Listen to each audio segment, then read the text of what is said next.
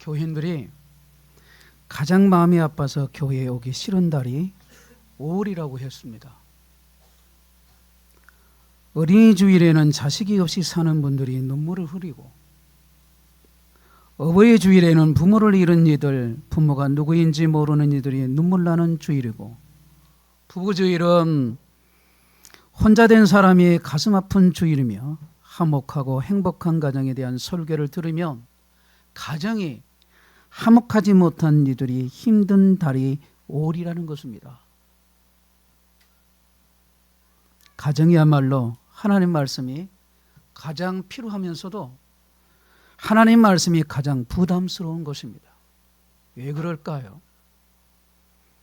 꾸미고 감출 수가 없기 때문입니다. 다 드러나게 되죠. 다 알게 되기 때문에 그렇습니다. 성경은 말세기에 부모 거역하는 심각한 풍조가 만연되어 있음을 예언하고 있습니다. 디모데후서 3장 2절에 말씀하기를 사람들이 자기를 사랑하며 돈을 사랑하며 자랑하며 교만하며 비방하며 부모를 거역하며 감사하지 아니하며 거룩하지 아니하며 라고 말씀합니다. 주목할 말씀은 부모를 거역하며 감사치 아니한다는 말씀에 주목할 수 있습니다. 여러분, 그러기에 성경은 분명히 말씀합니다. 부모 공경은 잘되고 장수하리라 하는 말씀을 하셨습니다. 그런데 이 말씀을 순종하지 아니하면 모든 축복이 막힙니다. 그러므로 우리는 정신 바짝 차리고 하나님 말씀 붙잡고 순종하는 저와 여러분들이 되어야 할 것입니다. 부모는 오직 주의 교훈과 흉계로 자녀를 가르치라고 오늘 본문은 말씀합니다. 이 말은 교회에 나가 예배드려라, 매일 성경 읽고 기도해라 라고 가르친 것만이 아닙니다. 잘못하면 종교 생활만 가르치게 됩니다. 예수님의 십자가의 용서와 예수님의 그 사랑, 예수님의 그 은혜를 경험하게 해주는 것이 부모가 자녀에게 가르쳐주는 주의 교훈과 흉계인 것입니다. 부모는 자녀를 오늘 본문에 보니까 노엽게 하지 말라고 말씀을 하십니다. 어떤 때에 우리 자녀들이 화를 내겠습니까? 부모에게서 예수 믿는 기쁨과 즐거움과 행복을 보지 못하고 용서와 사랑도 경험하지 못할 때입니다. 부모가 예배드려라, 기도해라, 성경 읽어라, 공부해라, 방 치워라 하는 것이 주의 교훈과 흉계로 가르친 것이 아니라 부모 자신이 예수님으로 사는 것이 주의 교훈과 흉계로 가르치는 것입니다. 부모 자신이 믿음과 사랑으로 사는 것이 부모가 자녀들에게 물려줄 최고의 유산인 것입니다. 이걸 우리가 신앙의 유산이라고 말을 합니다. 그리고 저와 여러분의 삶이 그 삶을 통해서도 유산된다는 사실을 아셔야 합니다. 그러면 주님이 자녀들에게 역사하실 수 있는 은혜가 있을 때인데, 바로 부모 자신이 믿음으로 사랑으로 사는 것이 부모가 자녀들에게 주는 그 신앙의 유산을 통해서 하나님은 복 주신다는 사실을 아셔야 할 것입니다. 하나님께서 부모에게 주신 책임이 있는데, 하나님이 어떤 분이신지, 하나님께서 우리를 어떻게 사랑하시고 구원하셨는지 자녀에게 가르치는 것은 너무나 중요한 일입니다. 우리가 자녀들에게 구원의 역사를 가르치기 위해서 가장 먼저 해야 할 일이 있습니다. 그게 뭘까요? 그것은 바로 우리의 자녀가 죄인이라는 사실을 가르치는 겁니다. 모든 인간은 죄인이고 부모도 자녀도 죄인인 것을, 그 사실을 가르쳐 주는 것입니다. 오늘 본문에 주 안에서 부모에게 순종하라, 이 말씀의 의미가 뭘까요? 부모라 할지라도 교회 다니지 마라, 성경 읽지 마라 하는 말은 순종하면 안 되지만, 다른 것은 다 순종하라고 하는 1차적인 의미도 있지만 더 구체적으로는 우리가 아무리 부모에게 순종을 해도 우리 힘으로는 안 된단 말입니다. 그래서 주반에서 부모에게 순종을 하고 하신 하나님의 말씀을 우리는 명심해야 할 것입니다. 어느 분이 쓴 글입니다. 사실 이미 세상을 떠난 부모들을 추모하는 것은 어렵지 않습니다. 돌아가신 부모에게 불효자는 없습니다. 돌아가신 부모님을 생각하며 눈물 흘리지 않는 자식이 어디 있겠습니까? 돌아가신 부모님에게는 다 효자입니다. 돌아가신 분들과는 더 이상 감정적으로 얽힐 일이 없기 때문이에요. 문제는 지금 이 땅에 계신 살아계신 부모님입니다. 사람들은 살아계신 부모님에 대해서는 미묘한 이중 감정에 매여서 얽혀서 시달립니다. 부모는 끝없이 파고들고 싶고 끝없이 찾고 싶은 고향과 같은 존재입니다. 그런가 하면 부모는 어떻게 하면 멀어질 수 없을까라고 생각하는 부담스러운 존재이기도 합니다. 살아계신 부모님들과는 감정적으로 얽힐 수 있는 가능성이 많기 때문에 사실은 어려운 것입니다. 어떤 문화권에도 부모 순종을 가르치지 않는 문화는 없습니다. 다 가르칩니다. 부모에 대한 도리는 양심의 명령입니다. 그러나 이상하게도 어느 사회나 효자보다 불효자가 더 많습니다. 자녀는 당연히 부모에게 순종해야지, 너를 낳은 준 부모지잖아, 너를 낳아줬다고 얘기를 해줘요. 말은 맞는 말인데 그렇다고 순종이 되는 게 아니란 말입니다. 제가 지금 말씀을 전하지만 저 역시도 부끄럽고 죄송하고 그래요. 양가에 지금 두 분 어머님이 계십니다. 제가 감히 저는 이호로 한다고 그렇게 말할 수 있느냐? 그렇지 못해요. 부끄럽고 죄송하고 주님 앞에 부끄럽기 짝이 없습니다. 그래서 부르자는 웁니다 라는 말이죠. 늘 눈물이 나요. 부모가 다치거나 부모가 아프거나 하면 마음이 아프죠. 그래서 더 기도를 합니다. 부모에게 분노하고 섭섭하고 낙심하고 원수처럼 지내는 그런 사람 많습니다.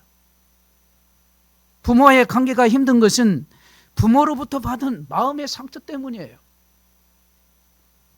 우리 마음이 병들어 있으니 부모에게 어떻게 알아도 가르침을 받아도 순종하지 못한 것입니다. 배운다고 해결된 게 아니고 결심만 한다고 해서 결단한다고 해서 되는 것은 아닙니다. 노력해서도 안 돼요. 내기서 19장 3절 말씀 아주 중요한 말씀이 나옵니다. 늘 읽은 말씀이고 늘 아는 말씀이라고 하는데 이번에는 거저 지나칠 수 없는 말씀에 마음에 못이 되어서 박힙니다. 내기서 19장 3절 말씀을 보면 너희 각 사람은, 저 좀 따라합시다. 부모를 경외하고, 잘 따라서 하세요. 부모를 경외하고라는 단어를 썼습니다. 말씀하세요. 그 다음에 이어서 따라하지 마세요. 나의 안식일을 지키라. 나는 너의 하나님 여호와니라. 다시 반복합니다. 레위기 19장 3절 너희 각 사람은 부모를 경외하고 나의 안식일을 지키라. 나는 너희 하나님 여호와니라. 먼저 부모를 경외하라고 하시고 그 다음에 안식일을 지키라고 하나님께서는 우리에게 말씀하셨습니다. 분명히 기록되어 있어요. 당연히 안식일이 먼저이고 부모 공경이 그 다음에 해야 될 텐데 레위기 19장 3절에서는 그런데 왜 하나님께서는 이 순서를 바꾸셨을까? 여기서 경외하라는 표현은 특별히 하나님께 붙이는 칭호로 사람에게는 절대로 쓰지를 않습니다. 아무리 훌륭한 사람이라도 존중하고 공경할 수는 있어도 경외할 수는 없습니다. 경외는 두렵고 떨리는 예배를 의미하는 단어로 하나님께만 표현하는 말입니다. 경외라는 단어는. 그런데 왜 하나님께서 부모를 경외하라고 하셨을까요? 여기에는 중요한 이유가 있습니다. 거룩이 가장 먼저 드러나야 할 장소가 바로 가정이기 때문이에요. 거기에서 거룩이 드러나야 하고, 특히 부모와의 관계 속에서 부모를 경외함으로 거룩이 드러나게 되고, 부모를 통해서 자녀를 낳기 때문에 생명을 주기 때문에 하나님께서는 그렇게 가르치시는 것입니다. 경외는 상대방의 행동과 상관없이 무조건 태도를 의미한 거죠. 부모이기 때문에 무조건 공경하라는 뜻에서 경외라고 하는 단어를 쓴 겁니다. 경외하지 않으면 어떻게 될까요? 우리가 신앙을 유산이라고 말하는데 그 신앙이 전수가 안 됩니다. 신앙이 전달되지 않습니다. 신앙이 자녀에게 넘어가기 위해서는 부모를 존경하고 공경하며 경외해야 돼요. 경외가 무너져 버리면 신앙은 전달되지 않고 그건 곧 파멸이 됩니다. 하나님께 주신 복을 받을 수 없어요. 하나님을 경외하고 하나님을 잘 섬기면 자손 천대까지 하나님께서 은혜를 베푸시겠다는 그 말씀의 복은 우리가 받을 수가 없어요. 여호수아서 24장 31절 말씀하시기를, 이스라엘이 여호수아가 사는 날 동안과 여호수아 뒤에 생존한 장로들 곧 여호와께서 이스라엘 위하여 행하신 모든 일을 아는 자들이 사는 날 동안 여호와를 섬겼더라. 이 말씀에 주목해야 돼요. 여러분, 사람이 참 중요합니다. 저와 여러분 오늘 주일 예배에 나오는 우리 모두가 우리 각 사람마다 다 중요해요. 사람 한 사람의 영혼을 천하바다 귀하라고 하신 주의 말씀이 있기 때문에 하나님께서도 우리 각 사람의 한 영혼을 천하바다 귀하게 여기시는 말입니다. 귀하게 여기시는 하나님, 그런데 우리는 미워하면 어떻게 되겠습니까? 그런데 이 사람이 중요하단 말입니다. 여호수아와 함께 했던 장로들이 신앙을 전달했지만 그 전수가 끝나는 순간 이스라엘이 어떻게 되어버립니까? 망해버리죠. 하나님께서 세우신, 즉 하나님께서 부모를 세우시고 가장 강력하게 말씀하신 건 자녀가 진짜 잘 되기를 원한다면 이 신앙을 전수해라. 신앙을 물려주라고 하는 말씀이에요. 신앙이 전달되면 하나님께서 복을 주신다고 하시면서 부모를 세우신 궁극적인 이유가 신앙 전달입니다. 부모의 가장 최우선 한 사명은 지식 전달이 아니라 믿음이 전달되면 그 복이 내려옵니다. 이를 위해서 하나님은 부모에게 책임을 맡기셨습니다. 하지만 신앙 전달이 얼마나 힘든지 우리가 구약 성경을 보면 사무엘을 통해서도 볼 수 있습니다. 사무엘상 8장을 보면 사무엘은 시대를 바꾼 인물인데 그 아들들은 아버지의 행위를 따르지 않고 이익을 쫓아서 뇌물을 받았다는 말씀이 사무엘상 8장에 보면 나와요. 신앙이 전달되지 않는 거죠. 다음 세대로 연결되는 게 얼마나 힘든지를 보여주는 말씀이기도 합니다. 신앙을 작정하고 전달하지 않으면 다음 세대가 아니라 다른 세대가 되어버린 거예요. 다음 세대가 아니라 다른 세대가 돼요. 신앙 전달의 그 1차적인 책임은 부모, 그 중에서도 어머니입니다. 어머니의 믿음에 따라서 역사가 바뀌고 나라가 달라지게 됩니다. 그 중심에 어머니들의 눈물 어린 기도. 사무엘이 탁월한 인물이 된 것도 어머니 한나의 기도 때문이에요. 한나는 문자 싸우지 않고 하나님께 나가 통곡하며 기도했습니다. 하나님께서는 그 기도를 들으시고 사무엘을 주셨어요. 사무엘은 나는 너희를 위하여 기도하기를 쉬는 죄를 요 앞에 결단코 범치 않겠다며 나라를 바꾼 인물이 바로 사무엘입니다. 하지만 사무엘 아들들은 아버지의 길을 따르지 아니했다는 말씀이 바로 성경에 기록되고 있어요. 문제는 어머니의 기도 있습니다. 저에게 집중하세요. 눈을 뜨고. 제가 오늘 말씀을 전하고 이렇게 준비를 하면서요, 와, 이 사단의 역사가 얼마나 센지요. 그래서 오늘도 조는 사람이 분명히 있겠다. 말씀을 못 듣는 사람도 있겠다. 그런 생각을 했겠어요? 아니죠. 저는 말씀을 대언하면 어떤 성도들은 은혜 받기를 해달라고 그 기도를 하고 온 겁니다. 하나님, 제가 잘못했습니다.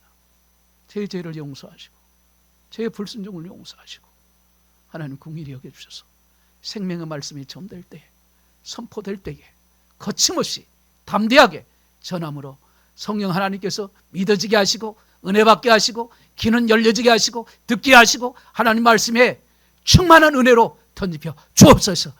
그 말씀이 깨달아져서 그 말씀이 생활 속에 임하여 하나님 그 놀라운 은혜를 생활 속에 경험되게 해 주옵소서. 그리고 이 자리에 선 거예요. 주목하셔야 합니다. 저의 눈을 마주치고. 사무엘의 부인은 성경에 기록되어 있습니까? 성경의 이름조차도 안 나옵니다. 신약의 디모데는 믿음의 대표적인 인물이에요. 사도 바울이 내 속에 거짓 없는 믿음이 있다라고 하는 사실을 말씀하면서 이알미는 노이스와 어머니 유니게를 통해서 그 신앙, 그 믿음이 전달되었다는 사실을 성경은 분명하게 기록하고 있습니다. 어머니의 기도가 자식의 영혼을 살리고 자식을 바꾸고 나라에까지도, 한 나라까지도 그 나라도 바꾸게 된다는 것을 어머니의 기도를 통해서 배우게 돼요. 가정에서 어머니가 얼마나 중요한가를 보여주고 있는 것입니다. 우리의 자녀들은 아버지와 어머니의 삶을 통해서 배워요. 그러므로 부모와 자녀의 관계가 좋아야 내용을 가르칠 수가 있습니다. 자녀들의 마음에 맺힌 것이 없어야 돼요. 부모는 자녀의 삶의 복의 통로입니다. 부모와 자녀의 관계는 우리 가정에서 하나님의 복이 흐르게 하는 수로와도 같은 그러한 관계이기 때문에 그래요. 그러므로 자녀를 주님의 교훈과 흉계로 가르치려면 부모의 마음에 예수님으로 충만해야 하고 말씀으로 충만해야 돼요. 성령으로 충만해야 돼요. 기도가 없으면 안 된단 말입니다. 여러분은 생각대로 될 것 같지만 실제로는 생각대로 안 돼요. 우리는 지난 한 주간의 주일을 지나 지금까지 경험해 본 바 아닙니까? 마음이 변화돼야 돼요. 그 마음에 의해서 되어져요. 기분과 감정이 나의 삶을 좌우하지 않습니까? 하나님께서도 우리의 마음만은 당신의 마음으로 하지 않으시고 자유를 주셨는데 우리는 그 자유를 몽땅 죄와 마귀에게 넘겨져 버리고 죄의 종노릇을 하면서 산단 말이에요. 여러분은 기도하면서 주일을 지나서 오늘 주일에 무슨 기도하셨습니까? 하나님, 지난 주간에 온통 죄 지어가지고 이렇게 왔으니 용서해 주옵소서, 이 기도를 많이 하십니까? 지난 한 주간 동안에 주의 말씀 주신 목사님을 통해서 중고되신 그 말씀을 주셔서 저는 한 주간 동안에 살아보면서 삶으로 살아내는 하나님, 그 말씀에 저는 오늘 이 고백을 합니다. 이런 고백을 하십니까? 회개 기도도 중요하지만 그 기도보다 여러분의 삶을 통해서 여러분이 생활 속에서 그대로 살았던 그 부분에 대해서 하나님께 나와서 감사하고 기도했으면 좋겠습니다. 예수님은 미움과 원망, 수치, 고통, 슬픔, 근심, 거절감 모두를 십자가에서 끊어 안으셨습니다. 그 누구도 예수님처럼 마음에 상처받은 사람은 없습니다. 그러므로 예수님을 주님으로 영접하면 치유받게 됩니다. 말만 믿는다는 게 아니라 진짜 믿으면 말입니다. 예수님은 우리 마음을 치유하신 분이에요. 내 마음을 고치신 분이에요. 위로해 주시고 내 슬픔을 가져가 주신 분이 주님이세요. 제가 이 말한 건 제가 생활 속에서 실제로 경험한 바입니다. 그리고 모든 관계가 달라지게 하십니다. 우리에게 요구하는 것 오직 하나입니다. 진정으로 내 마음이 바뀌어지는 것. 이런 기도가 됩니다. 예수님, 내 마음속에 숨어있는 미움, 원망, 배신, 수치, 고통, 슬픔, 근심, 절망, 이 거절감을 십자가에 못 박습니다. 예수님의 마음, 평안과 기쁨과 사랑을 품습니다. 예수님은 우리 인생을 변화시키지만 더욱 가정을 변화시키시고 우리의 자녀들을 변화시키신 분이에요. 그런데 저와 여러분들은 변화시킬 수 없습니다. 부모에게 매를 한 대 맞는 것은 금방 잊어버릴 수 있지만 부모가 그 자식들을, 즉 자기를 가르치는 것과 상반되게 행동하는 것, 그 부모의 가르침을 통해 가지고 그 상반되는 행동하는 걸, 그걸 보고 자녀들은 어떻게 됩니까? 가슴에 씻을 수 없는 상처로 남아버립니다. 수개월 혹은 수십 년 동안. 그 상처는 아이가 자기 안에 있는 하나님의 형상을 발견하지 못하게 하는 결과를 낳는다는 것을 우리 모두는 기억해야 할 것입니다. 부모는 자녀들과 예수님 사이에 연결하는 통로입니다. 나의 자녀가 다른 아이만 못해서, 다시 말하면 다른 아이보다 비교해서 못해가지고 속상해하는 그런 부모가 계십니까? 자녀를 예수님의 눈으로 보게 해달라고 여러분 기도하십시오. 그러면 놀라운 변화가 일어나기 시작합니다. 부부애가, 즉 부부 사이가 각별한 부모 밑에서 자라는 사람은 결혼 생활에서도 자연스럽게 사랑을 표현할 줄 아는 사람이 돼요. 노력하지 않아도 손을 잡거나 안아주거나 살을 비비는 스킨십이 자연스럽게 되어집니다. 발음이 부정해도 이해하고 넘어가세요. 왜 발음이 그렇게 합니까? 스킨십. 제 아내가 그런 말을 하더라고요. 그런데 이 발음을 하다면 어떻게 할 수가 없어요. 제가 국민학교 4학년 때 이 한글을 했으니 어떻게 했어요? 그때 이제 한글을 했기 때문에 이해를 하세요. 그러니까 서로 돕는다고 해서 자존심이 다치거나 하지 않는단 말이죠. 성장하면서 익숙해 보아온 사랑의 행위가 무의식 속에서 잠재해 있다가 결혼 생활에서 자연스럽게 나타나기 때문에, 그래서 사랑을 받은 자녀가 그 사랑을 받아본 사람이 알 수 있어요. 여러분 신앙생활 하면서 여러분 하나님 생기면서 하나님의 사랑을 깊이 경험하고 사랑을 받아본 사람이 주의 사랑을 하게 돼요. 마찬가지 아니에요? 여러분 부모의 사랑을 깊이 생활 속에서 어릴 때부터 상처를 안 받을 수가 없어요. 다 상처를 받지만 그 부모의 사랑을 깊이 친밀하게 경험되어져 있는 사람이 나중에 결혼을 해서도 그 사랑을 표현하게 되더란 말입니다. 그러나 부모가 싸우고 아버지가 가족들 앞에서 주먹을 막 휘두르고 그 모습을 보면서 자란 사람은 대개 자신과 싸우고 폭력을 사용하게 됩니다. 부모로부터 주먹을 유산으로 물려받은 거예요. 이 주먹을 제가 폭력을 얘기했지만 이 위에도 음란, 도박, 거짓말, 나쁜 악한 습관, 삶을 통해서 그런 유산, 그런 되어지는 그런 것들이 전부 돼. 그러나 여러분, 예수님을 바라보면 그 쓴뿌리들이 다 뽑혀나가 버리는 거예요. 그래서 여러분 믿으라는 말을 자꾸 하는 거예요. 따라합시다. 믿으라. 진짜 믿냐 이 말이에요. 내가 지금 믿느냐, 믿는 사람인가 아닌가, 나는 정말 예수님 믿느냐 안 믿느냐, 이걸 점검할 뿐만 아니라 여러분 기도하셔야 됩니다. 정말 기도해야 돼요.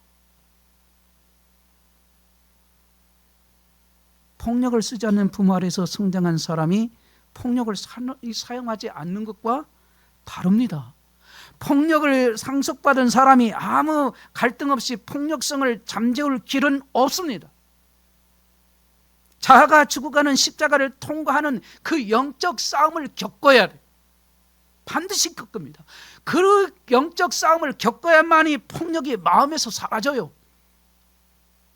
자기에 대해서 좋은 전통을 만들어가는 사람과 좋은 유산을 물려받은 그 차이는요 엄청납니다. 제가 전자, 즉 자기에 대해서 좋은 전통을 만들어가는 사람, 그것은 아주 작은 사랑의 행위도 십자가를 통과한 결단이 필요하고 매 순간 예수님 십자가를 바라보는 삶이 필요하지만, 후자인 그 좋은 유산을 물려받은 삶은 물이 쫙 흐르듯이요 자연스럽게 행동으로 드러나요. 전자는 날마다 분노의 감정이나 폭력적인 성향이 죽어지는 경험을 해야 하지만, 즉 나쁜 것을 물려받은 것, 악한 습관을 물려받은 이런 것들은 그대로 그게 죽어지는 경험을 해야 하는 거예요. 그러나 후자는 노력하지 않아도 분노의 감정을 평화적인 그런 방법으로 처리할 수가 있습니다. 자아가 죽어지는 십자가의 삶이 힘이 들 수는 있지만 자녀들에게 엄청난 유산을 물려주게 되는 겁니다. 그 자녀들은 좋은 유산을 물려받아서 자연스럽게 아름답고 건강한 가정을 이루어 나가게 되기 때문이에요. 가정의 저주 대를 이어서 내려오는 쓴뿌리 끊어지는 그 역사가 예수님의 이름으로 임합니다. 자녀를 열심히 기도하는 한 집사님이 계십니다. 이 집사님이 있는데요, 그런데 하루는 기도하는 중에 주님께서 물으시더라는 거예요. 네 아이는 구원의 확신을 갖고 있느냐? 지금 당장 죽으면 네 아이는 천국 갈 수 있느냐? 기도하다가 깨닫는 거예요. 이 질문 앞에 이 집사님은 그동안 자녀의 대학 입시와 유학과 직장, 결혼에 대해서는 엄청난 관심을 쏟아부었지만 영적 상태에 대해서는 철저히 무심했던 자기 자신을 깨닫게 됐다라는 것을 고백을 한 것입니다. 성적과 공부하는 것에 관해서는 발벗고 나서서 온갖 정보를 모으고 계획을 세우고 꼼꼼히 챙겼지만, 자녀가 하나님을 진짜 믿은지, 예수 그리스도의 그 십자가를 통과했는지, 성령을 체험했는지에 대해서는 나몰라라 한 자기 자신의 그 모습을 본 겁니다. 그날 이 집사님이 하나님 앞에서 완전히 깨졌어요. 자신의 우선순위가 완전히 잘못됐다는 것을 고백하고 회개했습니다. 이런 회개가 우리 모두에게 일어나게 돼야 될 줄로 믿습니다. 반드시 일어나야 합니다.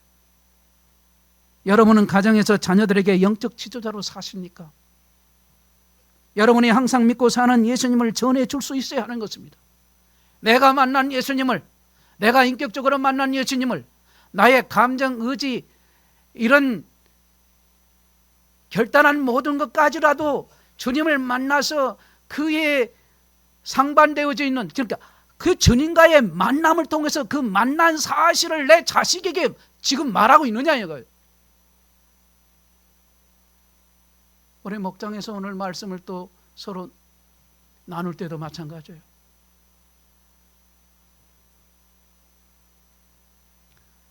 말씀을 듣다가 만난 사건이 되어졌을 때 여러분이 다른 사람과 나눌 수 있어요. 지식으로만 나누는 사람이 너무 많아요. 변화가 없습니다. 여러분, 하나님의 말씀이 나에게 내 가슴을 쳐서 내 마음에 새겨지면 역사가 일어나요. 누가 뭐래도 울컥울컥 주님의 그 사랑에 감동되어서 들었던 말씀이 깨달아지면 내가 깨달은 그 말씀을 다른 사람에게 전하지 않으면 안 되게 되어 있습니다. 그게 목장 모임에서 일어나야 돼요. 그러면 목장에 붕이 일어납니다. 기도가 살아있는 가정은 반드시 하나님께서 잘되게 하십니다. 여러분은 어떤 부모가 되고 싶으세요? 자녀들에게 어떤 부모입니까? 의외로 자녀들이 부모에게 상처를 많이 받습니다. 부모님이 잘되기를 바라는 말에 그 마음에 그 한 말이 그 했던 마음을 그렇게 생각해서 했던 그 말이 잔소리가 돼서 비수에 꽂힌 경우가 얼마나 많을지 모릅니다. 하나님은 이를 풀기 원하시며 부모를 경외하라고 하셨습니다. 그 신앙을 전달하면 맺힌 것을 풀어야 돼요. 그게 화목제물입니다. 레위기서 19장 5절로 8절 말씀하시기를 너희는 화목제물을 여호와께 드릴 때에 기쁘게 받으시도록 드리고 그 제물은 드리는 날과 이튿날에 먹고 셋째 날까지 남았거든 불사르라. 셋째 날에 조금이라도 먹으면 가증한 것이 되어 기쁘게 받으심이 되지 못하고 그것을 먹는 자는 여호와의 성물을 더럽힘으로 말미암아 죄를 담당하리니 그가 그의 백성 중에서 끊어지리라. 화목제물은 기름과 피만 하나님께 드리고 나머지 고기는 다 나눠 먹습니다. 모여서 나눠 먹어요. 소 한 마리에 400kg이라고 한다면 그날과 이튿날 먹으려면 온 가족과 동네 사람들 다 불러 모아서 같이 만나서 같이 그것을 먹으면서 맺힌 것을 푸는 거예요. 그게 화목제물이라. 이를 풀지 않으면 안 되는 거죠. 풀어야 돼요. 여러분, 원수는 멀리 있는 사람이 아니라 가장 가까운 가족일 수 있습니다. 가까이 살다 보면 가시에 찔러요. 말에도 찔리고. 그런데 이를 풀지 않으면 그 신앙이 전달되지 않습니다. 성경은 용서를 강조하십니다. 마태복음 6장 14절로 15절에 말씀하기를 너희가 사람의 잘못을 용서하면 너희 하늘 아버지께서도 너희 잘못을 용서하려니와 너희가 사람의 잘못을 용서하지 아니하면 너희 아버지께서도 너희 잘못을 용서하지 아니하시리라. 주님 용서합니다. 따라합시다. 주님 용서합니다. 아무개 누구누구를 용서합니다. 주님 용서합니다. 저를 따라합시다. 주님 용서합니다. 마가복음 11장 25절에 말씀하시기를 서서 기도할 때에 아무에게나 혐의가 있거든 용서하라. 그리하여 하늘에 계신 너희 아버지께서도 너희의 허물을 사하여 주시리라 하시니라. 말씀하고 계십니다. 용서해야만 나의 허물도 용서받을 수 있다는 사실을 말씀하고 있지 않습니까? 주님은 응답했는데 우리가 용서하지 못해서 묶여있는 겁니다. 용서는 감정이 아니라 결단이에요. 따라합시다. 결단. 그러니까 용서는 감정이 아니라 결단. 풀면 다 풀어져요. 화목제물을 드리면 맺힌 것을 풀다는 가르침을 하십니다. 행복수리공이라는 책을 쓰신 이창용 목사님 한 분 계시는데요. 이분의 이야기입니다. 이 목사님은 첫 아이가 태어나자마자 걱정거리 하나가 생겼습니다. 한 번 잠을 들면 집에 불이 나도 몰라요. 그래서 아주 고약한 잠버릇이 있습니다. 깊은 잠에 갑자기 딸이 우는데도 세상 모른 채 깊은 잠에 빠져가지고 있다는 거, 이 생각만 해도 겁이 난다는 것입니다. 그래서 이 목사님이 하나님께 기도를 했습니다. 하나님이 저의 잠귀를 좀 밝게 해주셔서 제 아이의 울음소리를 잘 들게 해주세요. 들리게 해주세요. 이런 기도를 한 겁니다. 그렇게 기도를 하는데 문득 기도하다가 생각이 나는 분이 있었어요. 바로 어머니였습니다. 이 이창용 목사님의 어머니는 귀가 잘 들리지 않는 청각장애인이었어요. 갑자기 어머니 생각이 나면서 장기만 어려워도 이렇게 답답한데 귀가 들리지 않는 어머니는 얼마나 답답하셨을까라는 생각이 불현듯 떠올랐습니다. 어머니가 청각장애를 안고 살면서도 3형제를 남부럽지 않게 키우셨는데 어머니는 어린 내가 잠들었을 때 그 옆에 누워서 당신의 모든 감각을 여시고 숨 쉴 때 나오는 콧바람에 귀를 기울이시고 작은 뒤척임에도 집중하셨던 것입니다. 이렇게 몇 년 동안 뜬 눈으로 밤을 지새웠을 어머니를 생각하니 온몸에서 전율이 느꼈다고 이 목사님은 책에 기록을 해놨어요. 목사님의 헌신에 어머니의 헌신과 사랑을 깨달으면서 또한 동시에 하나님의 사랑을 깨닫게 되었다라고 그렇게 했습니다. 그러면서 이러한 글을 기록했어요. 모든 촉각을 곤두세우고 나를 지켜주던 내 어머니처럼 나를 향한 끝없는 관심과 사랑을 잠시도 멈추신 적 없으신 분, 어둠 속에서도 빛을 비추시고 작은 신음소리에도 귀를 기울이시는 분, 그분은 졸지도 않으시고 나의 발에 미꾸라지로 넘어지게 하지 않으시며 나의 오른편에 서서 나의 그늘이 되어 주십니다. 바로 그분은 하나님이십니다 라고 기록을 했습니다. 그렇습니다. 여러분, 우리 육신의 부모님은 우리가 하나님을 알고 하나님의 사랑을 깨닫게 되는 통로와 같은 그런 분이심을 꼭 기억하십시오. 그리고 뿐만 아니라 하나님은 그 육신의 부모를 공경할 때 오늘 우리 모두가 하나님께 주신 복을 받게 됩니다. 성경 인물 중 효심이 뛰어난 인물로 룻을 뽑습니다.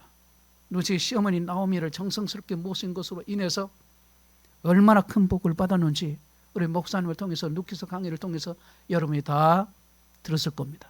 다 알고 말입니다. 그는 이방 족속 모압 여인이었지만 보아스라는 훌륭한 남성을 만나서 믿음의 가정을 이루었습니다. 그리고 이 룻이 다윗의 할아버지 오벳을 낳은 자가 됩니다. 그 오벳의 후손에서 예수님이 태어나게 되시죠. 그런데 이 룻이 그토록 잘 섬겼던 시어머니 나오미는 훌륭한 신앙인은 아니었습니다. 베들레헴은 하나님께서 허락하신 축복의 땅입니다. 그런데 그곳에 잠시 흉년이 들었다고 해서 이방 땅 모압으로 이사를 갔습니다. 게다가 하나님 말씀을 어기고 모압 여인을 데려다가 며느리까지 삼았습니다. 가만히 보면 하나님 말씀을 산 것이 하나도 없어요. 남편은 죽고 두 아들까지 다 죽었을 때 나오미는 룻기서 1장 13절에 여호와의 손이 나를 치셨으므로 나는 너희로 말미암아 더욱 마음이 아프도다라는 고백을 해요. 그런 시어머니니 둘째 며느리였던 룻이 어머니를 본받을 만한 신앙의 본을 찾기가 힘들었을 겁니다. 그러나 룻은 시어머니의 모든 허물을 탓하지 않고 오히려 긍휼히 여겼어요. 우리 모두는 부모님과의 관계 회복이 힘들다고 포기하지 말아야 합니다. 제가 작년에 어버이 주일에 말씀을 전할 때에 어떤 성도님의 가정에 이 말씀에 큰 은혜를 받았어요. 부모의 관계가 틀어져 있었어요. 지금은 회복됐는지 알 수 없지만 회복하려고 온갖 노력을 다하는 모습은 제가 봤습니다. 그 말씀의 힘을 얻어서 부모님과의 맺혀 있는 갈등의 그 관계가 풀어지지 않으면 복이 될 수 없다는 사실에 주목하고 얼마나 그 가정이 노력한지를 저는 보았습니다. 부모님과의 불편한 관계가 꼭 부모의 잘못만이 아님을 우리는 알아야 합니다. 나의 부모님이 완전하였다면 과연 나는 나의 부모를 잘 공경했을까? 혹 부모가 완전하다 해도 본성이 악함으로 부모를 거역하는 사람이 오늘 저와 여러분 아니겠습니까? 하나님이 저와 여러분을 예수 그리스도로 말미암아 구원하시고 자녀되게 하셨어요. 하나님은 우리의 완전하신 아버지가 되셨습니다. 그렇다면 여러분은 하나님께 늘 감사하며 사십니까? 늘 하나님의 말씀에 온전히 순종하며 사십니까? 우리 각 사람에게, 저도 여러분도 자기 자신에게 질문해 보셔야 합니다. 나는 나의 자녀들에게 한 번도 상처 준 일이 없었는가? 나는 나의 자녀들에게 존경받고 공경받아야 할 마땅한 자격을 가진 부모인가? 그렇게 대답하실 분들은 아마 한 분도 안 계실 겁니다. 여러분, 세상에 완전한 부모도 완전한 자녀도 없습니다. 때로는 부모에 대하여 원망의 마음이 있고 섭섭한 마음이 있고 인간적인 허물이 보인다 할지라도 하나님이 복을 받을 통로로 맺어주신 관계 때문에 부모님과 축복의 관계가 되기를 위해서 저와 여러분들은 간절히 기도해야 합니다. 여러분, 예수 그리스도 그분이 우리 가정 안에 복이 흐르지 못하도록 막힌 담을 그 허시는, 그 허무는 바로 열쇠라는 사실을 아십니까? 에베소서 2장 13절 14절 말씀을 우리가 붙잡아야 되는데, 에베소서 2장 13절 14절에 말씀하기를 이제는 전에 멀리 있던 너희가 그리스도 예수 안에서 그리스도의 피로 가까워졌느니라. 14절 그는 우리의 합병이신지라 둘로 하나를 만드사 원수된 것 곧 중간에 막힌 담을 자기 육체로 허시고. 찾았으면 다 같이 한 목소리로 에베소서 2장 13절 14절 시작. 이제는 전에 멀리 있던 너희가 그리스도 예수 안에서 그리스도의 피로 가까워졌느니라. 그는 우리의 합병이신지라 둘로 하나를 만드사 원수된 것 곧 중간에 막힌 담을 자기 육체로 허시고. 아멘. 아무리 용서를 해도 안 되는 내 육신의 부모 용서하시고 긍휼히 여겨주시고 사랑할 수 있게 하시는 분이 바로 예수님이십니다. 그 예수님을 저와 여러분들은 바라보셔야 돼요. 바라보게 하시는, 바라보기를 원하시는 분이 하나님이시기에 부모로부터 큰 사랑과 믿음을 받으신 자녀된 분들 정말 하나님께 감사해야 합니다. 혹 그렇지 않고 절망스러운 가정, 내 마음을 상처로 얼룩지게 했던 부모를 만났다고 여기신 분들, 부모님을 긍휼히 여기고 여러분이 여러분 자녀들에게 부모의 그 믿음의 복을 흘러보내는 첫 번째 부모가 될 수 있기를 주의 이름으로 권면합니다. 여러분이 믿음의 자녀이시다 또한 믿음의 부모가 되어서 자자손손 하나님을 경외하는 믿음의 복이 이어갈 수 있기를 주님의 이름으로 축복합니다.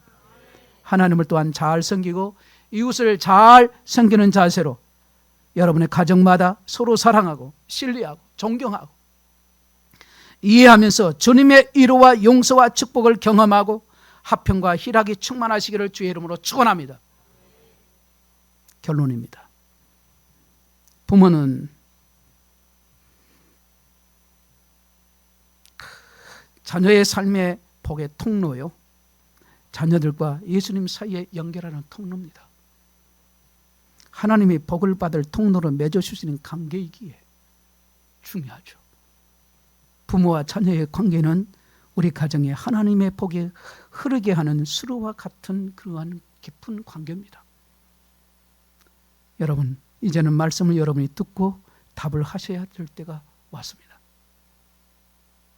여러분에게 질문하겠습니다. 부모와 자녀의 관계는 어떤 관계입니까? 간단하게 5글자 안에 한번 말해보세요. 어떤 관계이죠? 오늘 말씀을 듣고 어떤 관계라고 생각합니까? 간단하게 말하면 저럼 따라합시다.